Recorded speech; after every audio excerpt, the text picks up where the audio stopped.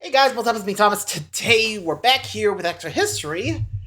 Today, well, we got an extra history complete on, the police in London. So, or it's technically called Policing London, but, what are you gonna do? So, we're about to see, the start of it all. I'm actually really curious. It's been a while since I've seen this, so I don't remember exactly. So, let's take a look back, huh? You should like, subscribe for more, hope you enjoy. Here we go. Oh, and, new style for YouTube.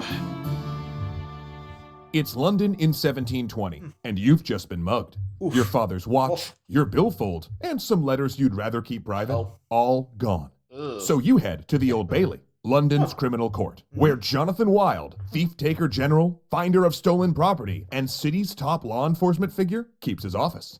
Days later, his agents have found it. discovered your belongings. Wild negotiates a price to release your valuables, and you pay off the robbers in an anonymous meetup. Wild returns your goods and accepts only a small fee for this service. And you thank heaven that the city has a crime fighter the likes of thief-taker General Just like, Wild. Jonathan's like, get off But me. ask around the right circles, and you may hear a different story. They say that all of the city's thieves, from the housebreakers to move the my mic a little highwaymen, closer. have a master. One who controls the pickpockets who work Drury Lane, the starglazers who cut open Sorry. shop windows, the dazzlers, the wig stealers, the so anglers, street-filled. and the Ouch. footpads. Ew. And that shadowy figure is also So, Jonathan Jonathan Wild. Wild. And of So, course, it would basically be a crime racketeering. not to thank Ground News for helping me cut through the noise. But more on how they can help you spot media bias after the episode. Let me know if you guys actually use ground news. I don't know. Heard about it, just never gotten around to it. Take your time. Between 1680 and 1720, London experienced an unprecedented crime wave. Surging populations, deep poverty, and legions of discharged soldiers created an underclass trying to survive in an economy that was rapidly transitioning to capitalism, a system they didn't wholly understand. But ironically, this Yep, new economy yoink. also provided ways for the desperate and enterprising to live off its underbelly, because a dazzling array of manufactured commercial goods appeared on the scene. Products So that could that's easily be easily swiped. stolen and anonymously sold. And a new era of thievery was born. To combat this, the English rewrote their penal codes, structuring them around property crime, with the value of the goods determining the punishment. The problem was, the British law enforcement system didn't have the capacity to deal with this expansion. Not to mention, the prison system simply didn't have the space. So, Parliament took another tack, Okay. deterrence. They would make the punishments so draconian, so bloody-minded, people just wouldn't steal. Wait, At what? times, taking goods as little as 12 pence in value carried a death sentence. 12 Men are not pence. hanged for Yikes. stealing horses, one politician wrote, but that horses may not be stolen. The result was a system of laws what? known as the Bloody Code. Children as young as 7 Yeesh. were sentenced to death for stealing cups. Men went to the Jeez, gallows children? at Tyburn over spoons and bolts of cloth. And execution days were a holiday, where people watched Yikes. No offense, but, jeez, 7 years old, you steal a cup, and you're basically hanged. What the heck? Like, jeez, I know you want to combat crime, but is that really the best way to do it? Just threaten to kill everybody you knew? Oh boy. Even I'm like, dude, how bloody are you? Or do you just want the bloodshed? Jeez. Anyway. hanging after hanging while They sitting just on got a little bleachers, flag there. the better to see the costs of Oh crime. boy. Courts sentenced so many to death that sympathetic judges reduced most sentences to branding on the thumb or transportation, where they sold convicts into indentured servitude in Georgia faraway and South colonies like Carolina. America. Alright. This system of terror didn't work. In fact, gangs of pickpockets would work the crowd on execution days, lifting billfolds and watches as the crowd stood in rapt attention as a different pickpocket dangled on the noose. And exacerbating bastard. the problem, London had no professional citywide police force. Didn't exist In yet. fact, they disliked the concept itself. In neighboring France, professional law enforcement was an extension of the army, where citizens had little recourse against the state. The lesson the English took from this was that professional police were an inherently repressive and militarized organization, and they were better off without one. So Yeah, London, sure about now a that. city of 700,000, made do with an inadequate system of elderly parish watchmen, citizen arrests, and bounty hunters known as thief-takers. You see, catch Well, that and ain't gonna convict a last thief, long. and the government would give you 40 pounds. A huge payday at the time, equivalent to about $7,000 today. Which is how they got thief-taker general Jonathan Wild. Nice. 1710, Wood Street, Compter. Wild's Street. story begins, fittingly enough, in jail? prison. He was in debt, among criminals, and had few options. Originally an apprentice bucklemaker, in his early 20s, Wilde left his wife and son and traveled to London as a servant, where he quickly lost that job and fell behind on bills. Imprisoned until he could earn his release, Wilde found himself suddenly immersed in the unfamiliar tapestry of London's underworld. For jails of the time were infamous for one thing above all others. They were a university for crime. Prisons in Georgian Britain were run for profit. Rather than rehabilitation or even confinement, the goal was to squeeze inmates for everything they could. And while imprisoned at Wood Street, Wilde had to pay rent for his cell and buy his own food. Guards loaded prisoners with chains, then extorted money for their removal, and the penniless were sent to the beggar's grate, earning their keep by pleading passers-by for coins. But the guards liked Wilde. He was smart, charming, and ruthless. So he began running errands for them, participating in their mechanisms of corruption, and studying how to extort and intimidate. He learned about criminal schemes and to use the intricate language of London's underworld. Soon, he was earning enough to start a money-lending operation among his fellow prisoners, and was let out at night to help hunt for thieves. Upon his release, Wilde was a practiced operator. He'd learned from the best, and his new girlfriend, Mary Milliner, a worker in the city's sex trade, ran her own criminal gang. But best of all, he finally found his role in London's great ecosystem of crime. Wilde became a fence, buying stolen goods, removing any distinguishing marks, and selling them on. It was a role that suited him. As a fence, Wilde took on none of the risks himself and gained leverage over other thieves. And while buying stolen goods... Well, remember, they get caught, dead. Which, well, even I would... Sure. I mean, if I had to take a job in the underworld, I definitely would be a fence, because at this point I'd be like, I don't know anything about it being stolen, you know? I mean... Guess sometimes that works in pawn shops, I guess, so... Anyway. Goods was not a crime. Selling them was a different matter. Yeah. That meant Wilde could squeeze the thieves themselves as much as he wanted, and if they didn't like it, or tried to go somewhere else, he'd simply sell them to the authorities. Wilde developed a reputation, and soon, a gentleman by the name of Charles Hitchin came calling. A few years before, Hitchin had paid £700 to become the Under-Marshal of London, the city's top law enforcement figure. But that was just a facade. In reality, he ran an empire of extortion, demanding payoffs and services from the city's brothels, and running a prominent gang known as the Mathematicians. So he would recover stolen property, and then, like Wilde, use his skills as a thief-taker to line his pockets and punish those that worked outside his operations. And now he wants like a protection racket as his deputy, a man to accompany him that could intimidate underperformers, bribe aldermen, and confront owners of lost property in order to extort or blackmail them. Hitchin provided the network, Wilde the organizational skill and menace. So Wilde learned the ropes, but he didn't like it. Hitchin's operation lacked nuance, too many face-to-face meetings, greedy fees that alienated allies and targets alike, and Hitchin even sent extortion notes signed with his own name. In fact, the main that's one way to get caught up was that he had been snared in an anti-corruption investigation. To avoid scandal, city officials had let him retain his title, but did order him to step away from his duties for at least 2 years. So Wilde, Hitchin explained, was to run the operation until Hitchin could make his glorious return. But as you can probably guess, it didn't shake out like that. No. As soon as Hitchin stepped away, Wilde started making changes. He took less of a cut, paying the thieves more and charging his customers less. He also stopped sending blackmail letters and instead advertised his finds in newspapers where victims would see them. When a client seeing one of these advertisements visited his offices, he'd greet them and take notes, telling them to return in a few days. Once they did, he'd say he'd found the thieves and negotiated a ransom for the goods. But Wilde never touched money, apart from his small fee, of course. The clients paid the thieves, and the thieves then gave Wilde a cut of that money, along with the goods that he would return to the client. No evidence he'd orchestrated the whole thing. He'd even catch the thieves for an additional fee. Not his thieves, of course, but the competition's. Upon Hitchin's return, Wilde went into business for himself. He developed new avenues of crime, stealing account books and ransoming them back to businesses. He hired etiquette coaches and dancing masters to teach his pickpockets to blend in at society balls, to better make off with the guests' jewels. And, unlike Hitchin, he actually fought crime, using his gang to perform police work. And then, of course, loudly, publicly giving newspapermen accounts of his adventures, and the public, hungry for tales of crime and justice, lapped it up.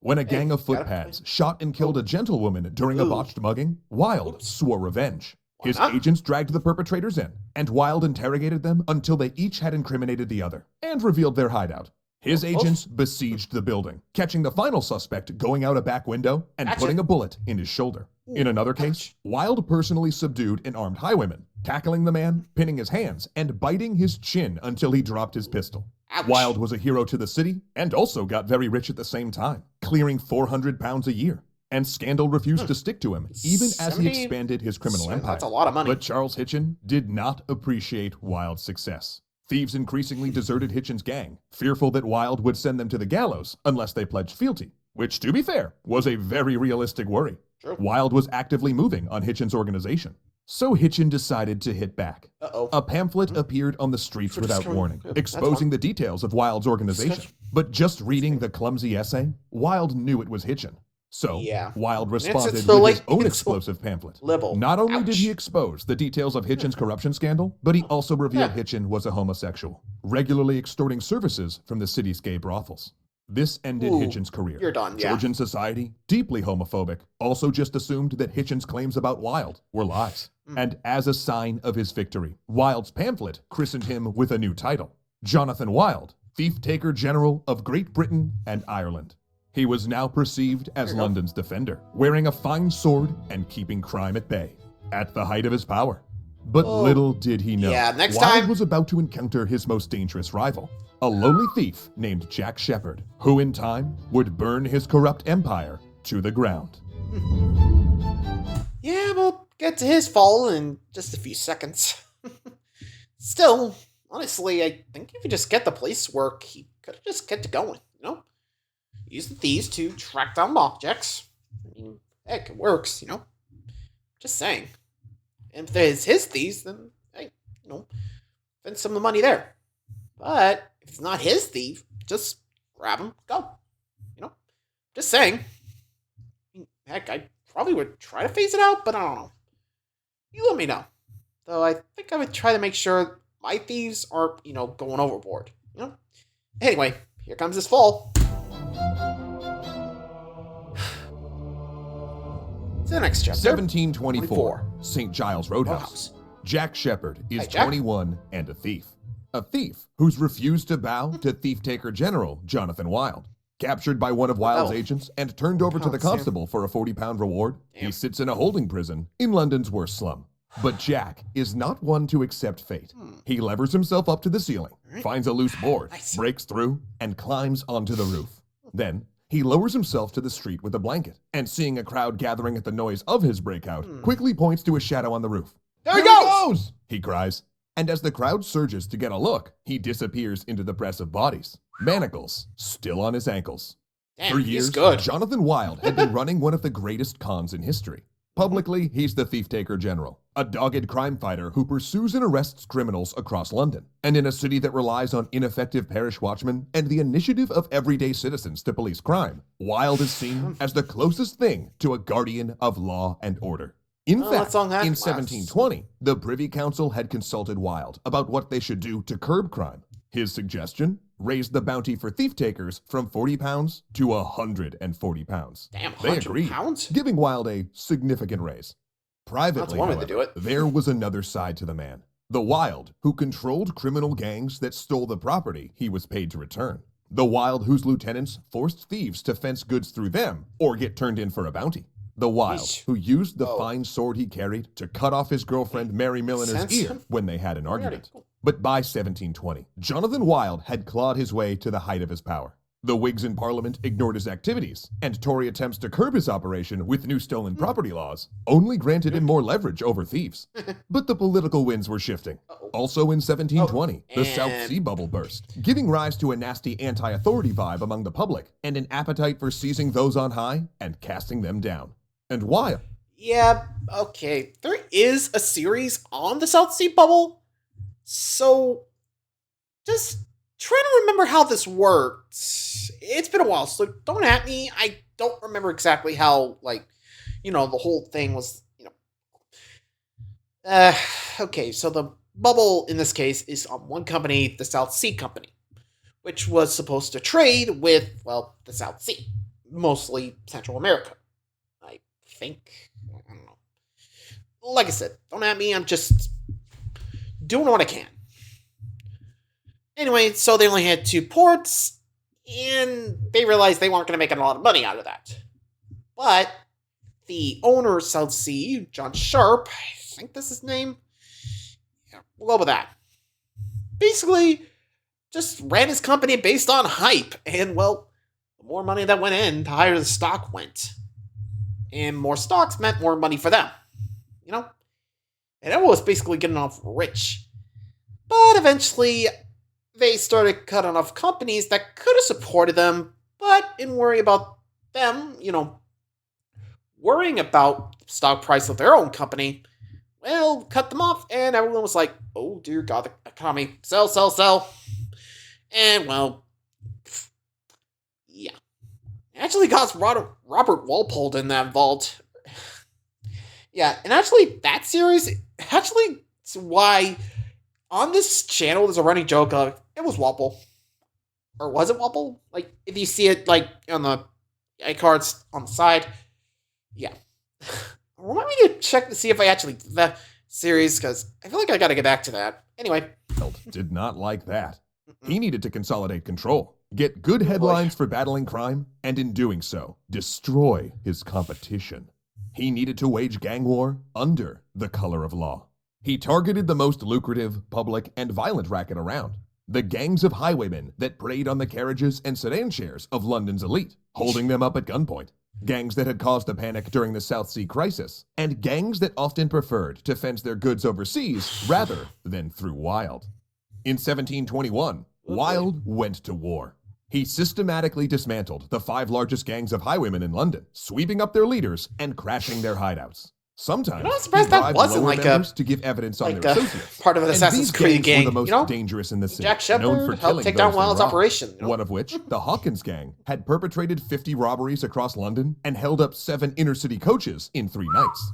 James Hawkins himself eluded Wilde for years, bouncing from gang to gang, before Wilde caught him and had him hanged at Tyburn. His body hung in chains at the site of his last robbery. And the last outfit, the Irish immigrant Carrick gang, he utterly destroyed. 21 arrests in 2 months. By 1724, it was over. Wilde had cleaned out all the highwaymen in London, except, the ones that worked for him. He was now the undisputed master of the underworld. Then came Jack Shepherd. Jack was a thief, slight but strong. He'd started out as a carpenter's apprentice, giving him excellent skills as a housebreaker. Enticed away from his apprenticeship by Elizabeth Lyon, a girlfriend who initiated him into the world of crime, Jack became minorly famous when he broke Lyon out of prison by knocking out a guard. Most of all, though, Jack was known for having a mouth that got him into trouble, but a smile that, more often than not, got him out of it. Almost like Lupin the Third, huh? Robberies for a year when he crossed paths with Wilde, but he refused to pledge fealty to the thief-taker general. But you know what? That was all right. Wilde simply got a lieutenant to track Jack down to a tavern and give him up to the authorities. Not a big deal, and a payday for Wilde. But Jack was smart with a background in woodworking. 3 hours later, he broke through the ceiling of St. Giles Roadhouse and escaped. But if Jack had one fault, it was that he couldn't keep his head down. So less than a month later, he was caught picking a pocket and imprisoned in a more secure facility, a stone building with a wall around it, and Lyon came to join him, claiming to be his wife. 6 days after capture, they filed through their manacles, removed a bar from the window, lowered themselves down to the yard on a bedsheet rope, and scaled the 22-foot wall to freedom. Jack even climbed with Lyon, hanging off his back. Wilde found himself impressed with the young man's abilities. A boy of such resourcefulness was worth more than any bounty. So, he offered Shepherd a truce, and a good cut, if he simply brought his stolen goods to Wilde. Shepherd, though, disliked authority. He was one of the South Sea bubble generation, distrustful of those above, independent and questioning. Black sheep, yeah. He was also deeply naive. Instead of taking his next score to Wilde, he took it to an outside fence. A fence who, of course, was Wilde. Yeah. The court sentenced Shepherd to death, and he was thrown in the condemned cell at Newgate Prison, a place so wretched that the novelist Henry Fielding once called it a prototype of hell. It was the most secure facility in England, but also nothing to Jack. Got it. 4 days before his scheduled execution, Lyon smuggled him in a disguise. While she and a friend distracted the guards, Jack dressed in women's clothes, levered a bar out his cell window, and escaped. Within hours, he was out of London. At this point, he'd talked about going to America, making a run for it, living in hiding. But also by this point, he was pretty famous. A rallying point for people who preferred the charming, nonviolent Jack, an honest thief, to the big thieves in government who'd bilked the public with the South Sea catastrophe. So, he returned. All right. By now, Wilde was increasingly obsessed with killing Shepard because this boy, walking around free, was a dangerous symbol, a challenge to his authority. So, he had his agents run caught Jack again. to the ground, and they took him in again. This time, though, they threw him in a Castle. secure cell in Newgate, known as the Castle. Solitary confinement Oh, that's in tower. high. They clamped Jack in manacles and handcuffs, running the chains through a staple in the floor. While there, he bantered with journalists and social visitors. Next door, Wilde was giving evidence at the trial of Shepard's partner, Blueskin Blake, because Blake. everyone who was associated with Shepard, Wilde decided, would suffer. During a break, Blueskin... So, what happened to Lionel? The lady that brought him into the world, or at least into the underworld. I'm curious, did he go after her? Or, considering what he did with Mary Miller's ear, wouldn't be surprised. Anyway. called Wilde over. He begged Wilde to try him as an accomplice so he could be transported rather than hanged. Wilde said, no. Oh, Blueskin bad drew idea. a pocket knife and slashed Wilde's throat. Ooh. News raced around Newgate, and the Ouch. prison went into a riot. Through the night, prisoners working for incoming. Wilde brawled with those who hated him. And in this confusion, Jack made his move. He put a nail between his teeth and used it to pick his handcuff locks. Then he broke his chain links, Oh, wow, freeing he's him from strong. the staple in the floor. Next, Sturdy climbing as- up the roof's chimney, he encountered an iron bar blocking his way. Not to be stopped, he dug it loose with the scraps of his chain, Wow. and then used Again, that bar to resourceful break and through the wall of strong. the chimney into the room Here we go. above. Continuing his miraculous feats, he broke through 6 locked doors, 6? and then found his Damn. way into the prison chapel through a window and onto the outside wall.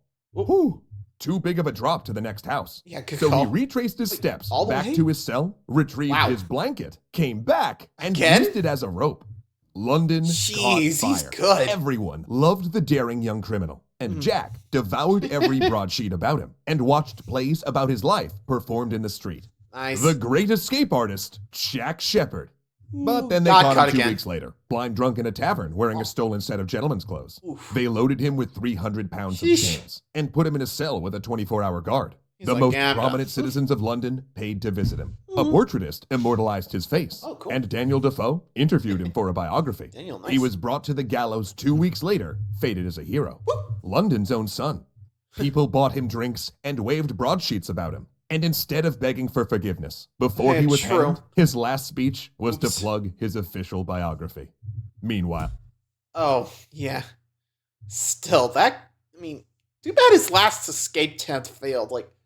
6 locked doors, realized, and he had enough time to go back, grab his blanket, to go out the window. Sheesh. Honestly, poor Jack. Could have just kept it cool, but nope, just got shot drunk. Also, too bad he couldn't escape the knife. Seriously, can you imagine if he...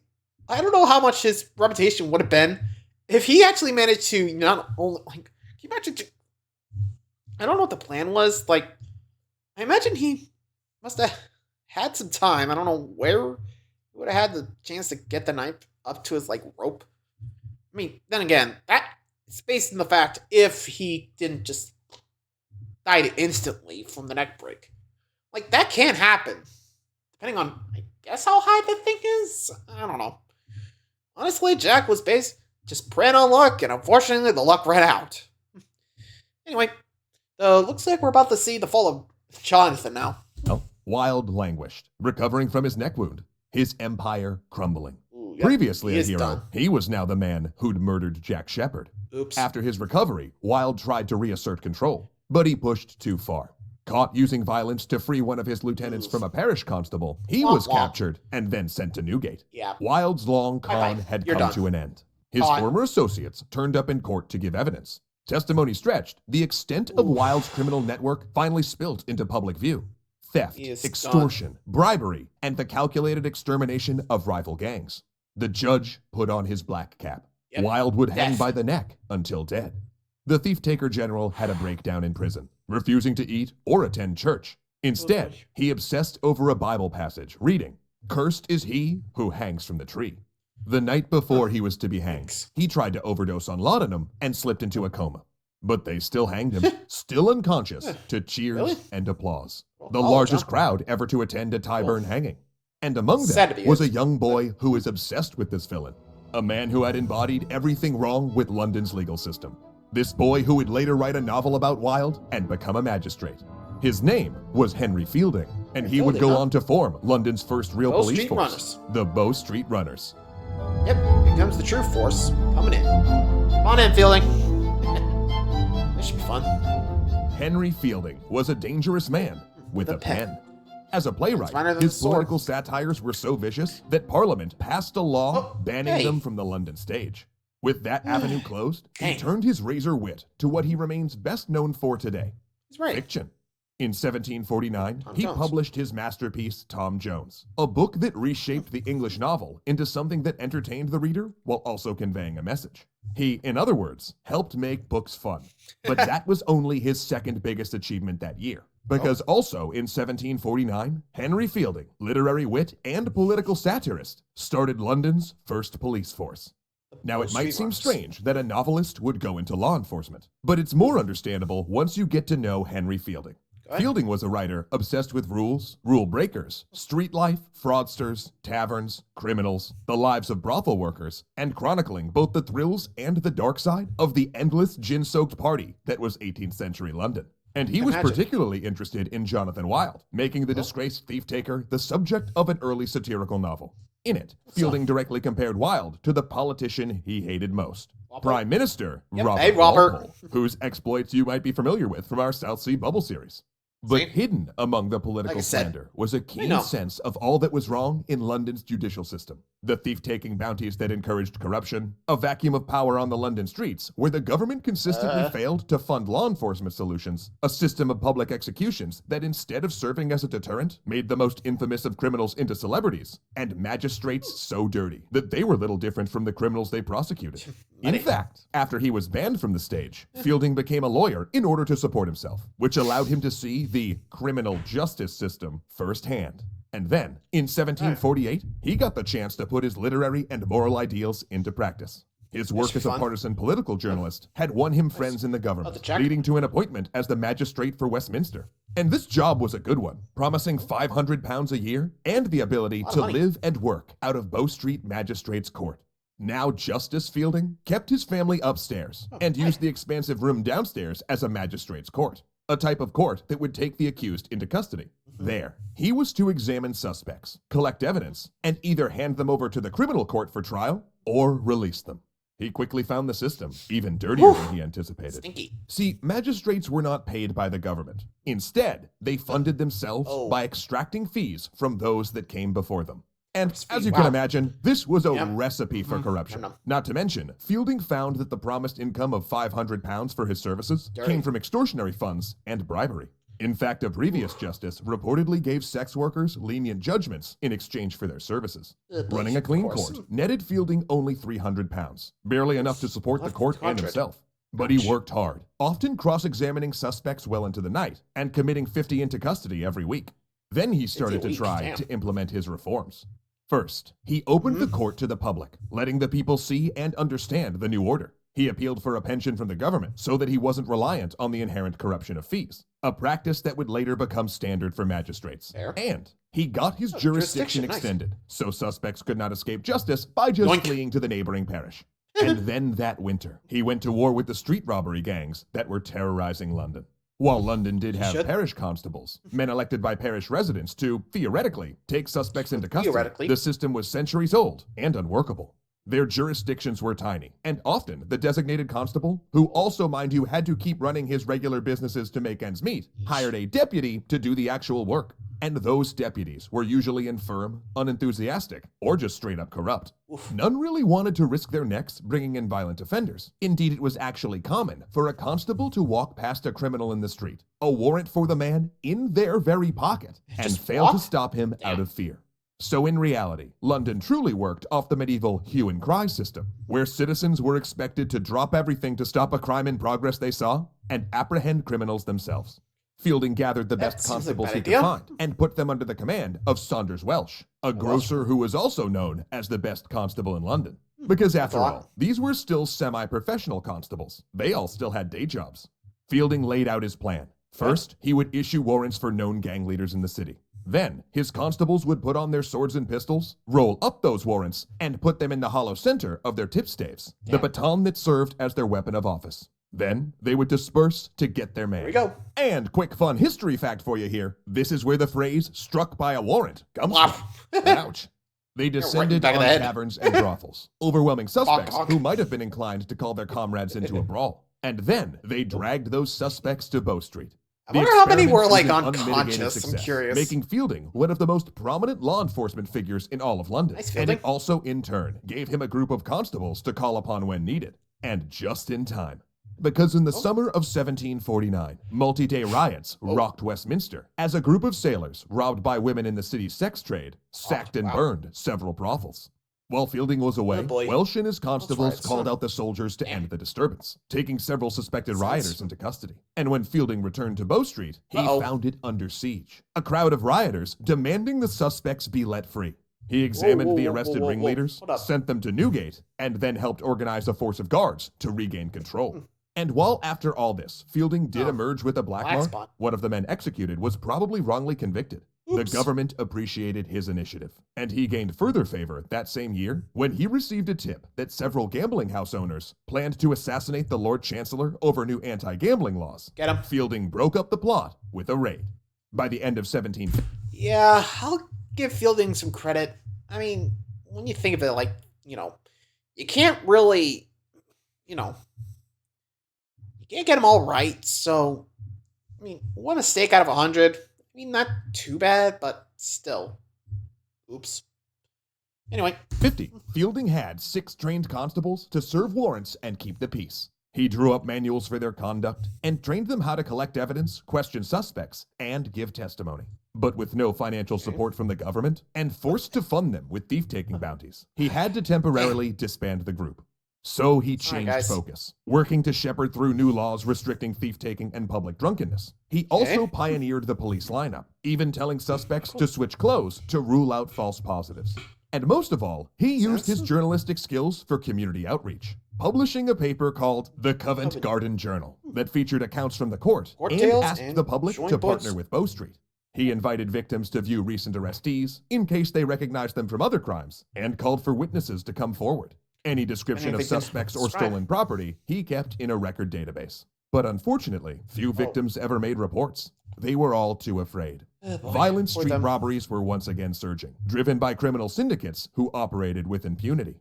Called by the government to suggest what could be done, Fielding made a proposal. Give him £600 and he would reform the Bow Street Runners. But rather than only operating in Fielding's jurisdiction in Westminster, they would strike citywide, making arrests under the thief-taking laws. The force, however, would have to remain secret because thief-taking was hugely unpopular among the public. And if they heard that an organized force of thief-takers was loose in the city, people would assuredly call for its abolishment. Even 30 years after his hanging, the memory of Jonathan Wild was just still too fresh. But the government agreed, and it was the first time London officials would fund a group specifically meant to tackle crime. Thank you. Fielding's plan was, essentially, to form a clean version of Wild's operation, taking constables of unimpeachable reputation and using them for public good, prosecuting crime not for personal gain, but rather for public order. The government issued its first payment, and Fielding called up Welsh and the Bow Street Runners. Welcome back, guys. At the beginning of 1754, they struck. They broke up the infamous Irish gang and brought in several highwaymen that haunted the squares around St. James Park. It was a rough operation, much more dangerous than the previous fights with the gangs. In fact, one of Fielding's men, Mr. Hind, the deputy governor of a prison, was killed while trying to apprehend a criminal ring. But within months, they'd arrested and imprisoned several of the most notorious gang leaders in the city. Yet Fielding could not enjoy this success.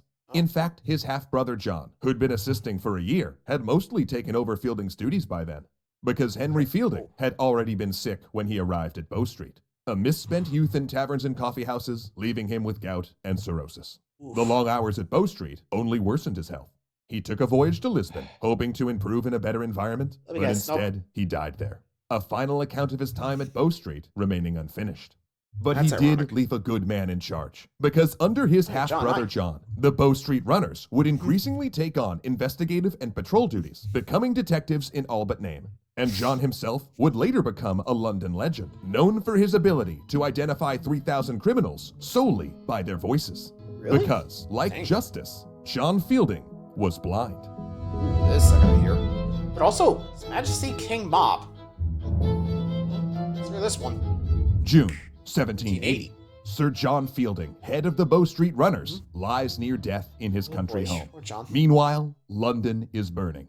The June hell 2nd, happened? Lord George Gordon leads a procession George to Parliament. They carry a petition demanding the government reinstate the anti-Catholic laws Parliament repealed 2 years earlier. Good The boy. petition is overwhelmingly defeated. Nope. But outside, the mob riots and Good forces boy. their way into Parliament. Heads up. Soldiers disperse the See crowd, you. but that night it reforms and attacks Catholic chapels and businesses. The violence Run. spirals into anti-government fury, targeting political officials, institutions, and especially the justice system. Rioters storm prisons, freeing the inmates. They sack courthouses, attack the Chief Justice, and force open the cells free at by Newgate, much. painting a slogan Well. that the prisoners have been freed by His Majesty King Mob. On June 7th, they besiege the Bank of England, and the troops finally move in. 400 people die in the riots, with a further 300 dead, shot by soldiers taking back control. In the House of Lords, an Makes sense. earl makes a shocking proposal. Okay. London needs a police force. They call Sir John kidding. Fielding I'm like, the okay, blind you beak did. of Bow Street. Blinded by an That's a name. accident as a young Navy man, he conducted his court with the help of sighted clerks. But word had it, he knew over 3,000 criminals just by the sound of their voice. Over 2 decades, he took the core of his brother Henry's ideas, a force of government-funded trained constables, and a court that communicated with the public through newspapers, and developed them There you go. into something that could last. The Bow Street Runners were no longer a Christian. secret, and though at times there were only a half dozen of them, they were making major progress in tackling London street crime. With this Man, that success, says a lot he with started 6. to receive regular government support for his operation. He could keep Bow Street open most days and even hire a small staff at night, so crime could be reported at any hour. He trained his Bow Street Runners in investigative techniques, evidence collection, and testimony, until they were a detective force in all but name. And in 1763, he received a grant to start the Bow Street Horse Patrol, not as a force to catch specific criminals, but as a roving patrol to discourage crime. The first time he deployed constables in a preventative capacity. Really? The money, however, ran out after 18 months, and the patrol dissolved. His record-keeping, however, would remain a constant. At Bow Street, Fielding developed the Undisputed. first central database of stolen property and suspect descriptions Start. in the United Kingdom, the forerunner of the Criminal Records Office. The most famous item, Fielding's watch. watchbook, cataloged every stolen pocket watch reported at Bow Street, listing their main features and owner. He disseminated these descriptions of stolen property to all of London's pawnbrokers, cutting off the most common method for fencing stolen goods. And in 1772, Gotta he check. began publishing the Police Gazette or Hue and Cry, a free newspaper chronicling cases, detailing unsolved crime, and calling for witnesses to come forward. But this paper did not simply deal with London. Rather, it contained dispatches from prisons and courts around the country about at-large Like a suspects, Sam, all right. essentially making it a law enforcement information system. He also pushed to address the social issues that helped drive crime. Both Henry and John Fielding had gone into the legal profession with the belief that London's spike in lawbreaking had social causes, ranging from overcrowding and poverty to corruption in politics and the availability of cheap gin. And he did what he could to break the cycle, founding a girls' orphanage and suggesting, whenever possible, that young offenders should be sent to the Royal Navy rather than a prison, hoping they could gain a career instead of sinking deeper into the criminal underworld. But while the government How'd that loved work? Sir John Fielding, the public's reaction to Good him boy. and his runners was more skeptical. They saw the runners as a force that crushed individual liberties, and his record-keeping in newspapers as a Really? form of surveillance. Not to mention, the public was very correct in thinking that much of this zeal for criminal reform came from an irrational fear of the poor. Yeah, Many in makes London sense. still preferred the old medieval model of the hue and cry, in which ordinary except citizens not a lot were of people supposed do to that drop nowadays. whatever they were doing and perform a citizen's arrest if they saw a crime in progress. While it was deeply ineffective, they argued it protected their civil liberties. But the year 1780 marked a turning point. Sir John Fielding died, handing off his duties to poor feelings. subordinates who carried on his policies. The Gordon riots made it clear that London's current policing system Yeah, we're gonna need more help. and the American Revolutionary War began coming to a close. See, London's crime rate always soared when wars ended. Unemployed soldiers and sailors would flood the city looking for work and then turn to robbery to make ends meet. Run. And it happened right on schedule. Then during the subsequent crime wave, the Bow Street model got adopted into parishes across London. One of its biggest champions was the Home Office, a new government ministry established after the Gordon riots that focused on Britain's domestic security. And though it successfully reinstated the horse and foot patrols, its big project, putting all the Bow Street-style private police under central control, failed. The people just weren't ready for it. And as the crime rate began falling again in the early 1800s, politicians became less interested in pushing through unpopular solutions. But as London's force of almost but not quite police stagnated, another wave of reform swept England. Prison reform. British prisons hadn't changed much since the days of Jonathan Wild. Much like its policing system and magistrate offices, British politicians didn't want to raise taxes to pay for its jails, and insisted that they pay for themselves. Wardens and staff were unpaid, expected to live off fees extracted from prisoners, and prisoners had to pay for everything, from food to water to access to medical care, and they could not be released until those debts to the warden were paid. There was no regulations as to sanitation, security, or crowding.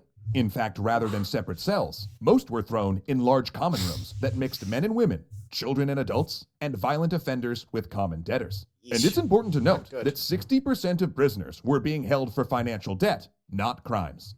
And by 1780, overcrowding reached a crisis point, because British prisons were packed with low-level offenders, such as sex workers, thieves, and debtors, who would have been transported to the American colonies before that option became untenable. Because now, there were no American colonies. And with transportation frozen during the war, the prisons had been stacking up for a decade. The temporary solution came from prison hulks, decommissioned vessels, largely naval ships of the line, that served as floating jails. And as you can imagine, the conditions aboard were predictably very dismal. But there were voices raising the alarm.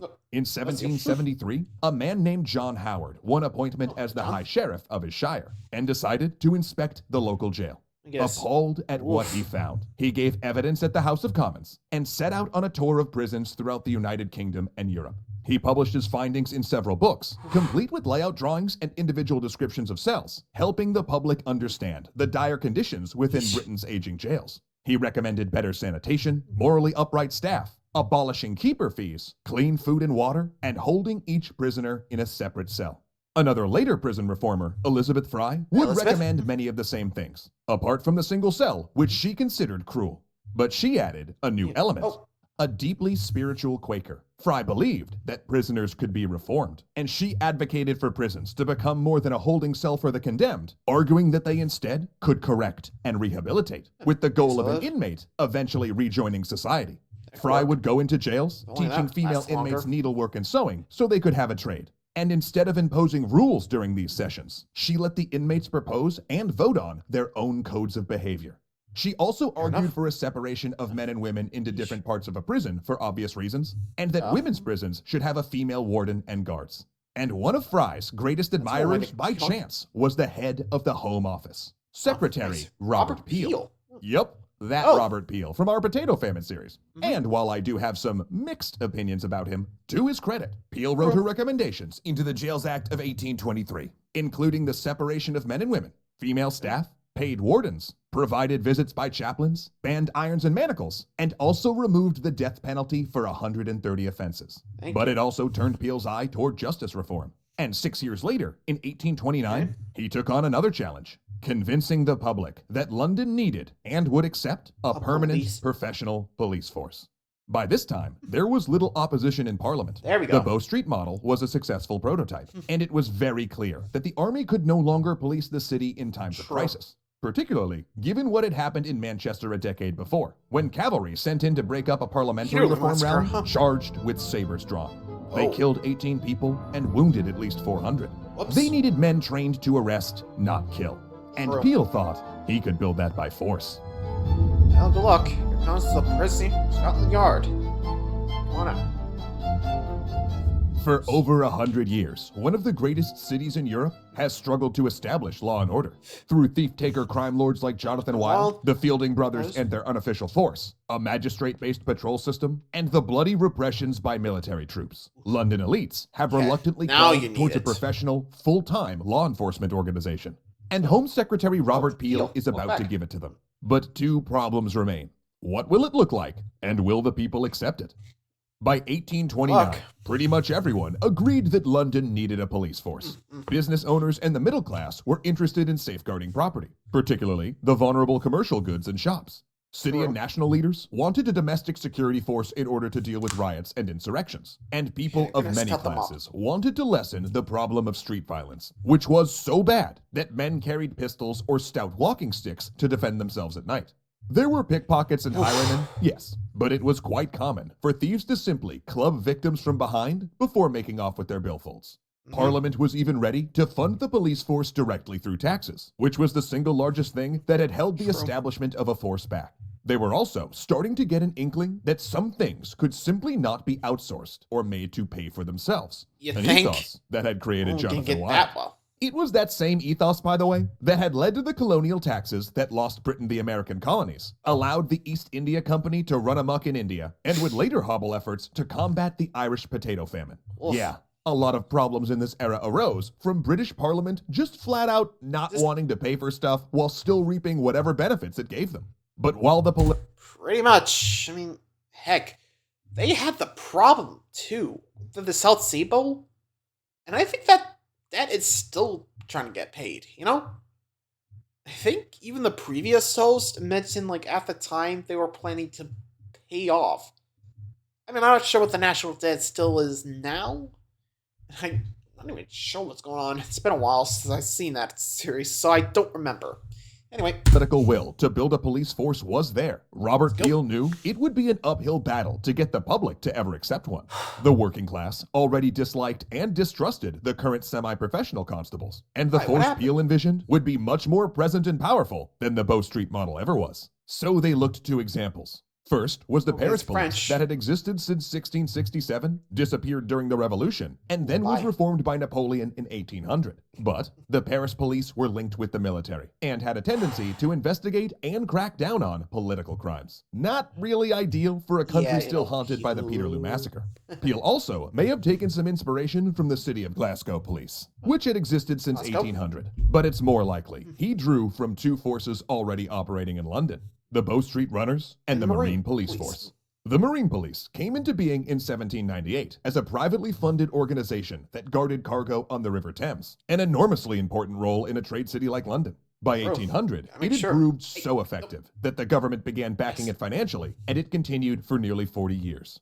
And crucially, the Marine Police took something that had been experimented with at Bow Street and made it common practice: preventative policing. See, it turned out that in addition to catching offenders, the mere presence of the Marine Police lessened the amount of stolen cargo. Unlike Bow Street, however, the Marine Police were salaried full-time officers rather than part-time law enforcers, and that appealed to Peel. So his new police would be civilian, full-time, and involved in preventative patrols. Great. Cool. But here's where it gets a little uncomfortable, because Peel also looked back to his past for inspiration. 17 years earlier, Peel had been the Chief Secretary for Ireland, where his largest achievement was the 1814 Peace Preservation Act, spreading the Dublin constabulary model through every magistrate's court in Ireland, particularly the troubled rural districts. It was a paramilitary force established to defend landlords and put down civil unrest. And you guessed it, the people hated it. They called its constables Peelers and Bobbies, as a reminder that they were Peel's men. Later, this force would become the Royal Irish Constabulary, whose actions remain controversial to this day. So working-class Londoners were not necessarily off base in their concerns about this metropolitan police service Peel wanted to build. He'd already established one police force that was primarily a tool of social control. Yet despite public skepticism, Peel landed on a model he thought the public would accept. And on June 19, 1829, Peel's Metropolitan Police Act passed with little opposition. The act outlined the force in broad strokes, allowing Peel to essentially design the force along his own guidelines. Peel's police would be uniformed, he decided, so that they were recognizable. But instead of the red coats associated with the British Army, police constables would wear blue. Their hats, the helmets would come later, would be civilian top hats to emphasize the fact that they were accountable to the people they policed. But this ethos carried further. The only military rank in their command structure was that of sergeant, and their leaders would be commissioners and superintendents rather than captains or lieutenants. And crucially, they would not carry military weapons. Gone were the days of the Bow Street Runners with their swords and pistols. London police constables would only carry a wooden truncheon and a hand rattle to command attention. While some of the officers in the outer districts of London were authorized to carry pistols for a time, the practice of unarmed policing continues in the United Kingdom to this day. True. In London, frontline Yeah, police they kind of constables banned it. still don't carry firearms, a job left to the special response teams that are called only when needed. When Peel's force first hit the street on September 29th, 1829, How'd it work? the response from the elites and the business leaders was enthusiastic. But the general public would take some time to get used to the police, their patrols, Makes sense, and their new considering headquarters at number 4 Whitehall Place. It was formerly a private house, number 4, and its front door was a little inconvenient for a public building. So, most people used the back entrance, which sat on a neighboring street, Great Scotland Yard. Hey. Though the working class were resistant at first, calling the constables, peelers, and bobbies as the Irish had, they gradually gained acceptance, if not universal trust. Because the fact was, these new police were proving their worth through the most Victorian of tools, statistics. In the year between 1828 and Gotta prove it could- 1829, prove it could 20,000 work. crimes were reported in London. 19 years later, it was down to 15,000, a reduction of 25%. The police service became so successful that in 1839, it absorbed the Bow Street Runners and the Marine Police, giving it a necessary injection of experienced officers. Peel's police, though effective, had leaned too far into preventative policing and neglected the investigative techniques that made the Bow Street constables so effective. But 3 years after absorbing the runners, the Metropolitan Police formed its first detective bureau. Other innovations, too, were starting to tame London's dangerous streets. In 1812, Parliament chartered a gaslight company to begin installing gas lamps along London's streets. Oh, yeah. It was a slow 9 o'clock, process, all's but well. gradually, public lighting systems cast back the darkness There you that go. enveloped the city's unlit streets at night, providing less cover for criminal activity. English prisons started resembling modern institutions that could handle larger inmate populations. And while these prisons were healthier than the older institutions like Newgate, Victorians added their own inhumane horrors. Uh-oh. At Pentonville Prison, for example, prisoners were kept in solitary confinement and forbidden to speak. At Chapel, they sat in cubicles so they could not see each other. And for exercise, they walked in long chain gangs while wearing cloth masks And to the hide numbers. their identities. At other institutions, meaningless work like picking apart rope, breaking rocks into gravel, walking on treadmills, or turning cranks supposedly helped the inmates reform. Authorities phased out these practices when they led to too many mental breakdowns. By the 1840s, the Metropolitan Police Service was considered a major success, and there were very few calling for its dissolution. The model began to spread, with other English That cities works, and right? towns organizing their own police services along Peel's lines. However, it was not an accident that this expansion came at a time of working-class demonstrations that demanded universal suffrage and political reform, that push and pull of civil rights and domestic security ever present. Pretty But much. decade by decade, London police evolved. In the 1860s, they revamped their uniforms, getting rid of the white pants, tailcoat, and top hat in favor of an all-blue uniform with a button-up jacket and helmet. And they also started wearing identification numbers on their collars and shoulders to be more accountable to the public. And they were, by the end of the century, a symbol of London, appearing in postcards and advertisements, children's books, and news illustrations that appeared in papers around the world. Yet the new policing systems didn't stop there. It also spread through Britain's worldwide empire. And although this impact has been lessened during the 20th century decolonization movements, some aspects, such as rank structures, still survive. Both the Hong Kong and Delhi police, for instance, have rank structures similar to their counterparts in London. And wrong the with that. questions they wrestle with, the balance of public safety and personal rights, the appropriate use of force, how far government should go in finding solutions to society's problems, capital punishment, deterrence, privatization, and how to maintain public trust are very much still with us in our policing today. It's happens. been a long road from Jonathan Wild to the clean-cut London police force of modern times. But that's kind of how you build the present, bit by bit, through bad ideas and good, amid setbacks and skepticism. And by looking at the past, at what failed and what succeeded, it can help us better understand the problems of today and shape the world of the future. And, you know, And also, gotta make sure you keep an eye out on, what the public's saying, Sometimes just kind of take time to look into it. Anyway, thanks for watching, guys. Hope you enjoyed. See ya.